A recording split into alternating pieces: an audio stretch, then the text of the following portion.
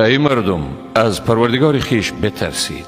بیگمان زلزله قیامت امر عظیمی است. روزی را که میبینید در آن هر شیر دهنده کودکان شیرخوار خیش را فراموش میکند و هر باردار حمل خود را سقط میکند و مردم را مست میبینی، اما در حقیقت مست نیستند، بلکه عذاب خدا شدید است.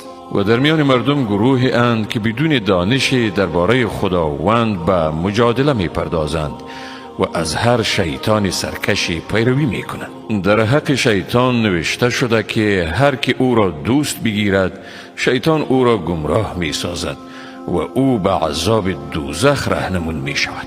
ای مردم، اگر در مورد رستاخیز در شک هستید، چرا در این نمیاندیشید که بیگمان شما را از خاک آفریدیم، باز از نطفه، باز از خون بسته، باز از پارچه گوشت، که بعضشان خلقت کامل دارند و بعض خلقت کامل ندارند، تا قدرت خیش را به شما واضح سازیم و هر کی را بخواهیم تا موعد معین در رحمها باقی میگذاریم.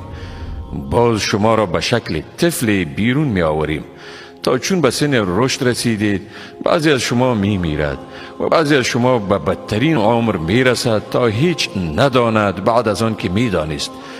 و زمین بیبرگ و بار را می بینی، پس چون بر آن آب فرو ریزیم ناگاه می بینی که به حرکت می افتد و نمو می کند و در آن انواع رویدنی های زیبا می روید. این به سبب آن است که خداوند هم اوست حق و هم اوست که مردگان را زنده می گرداند و هم اوست که بر همه اشیا قدرت دارد.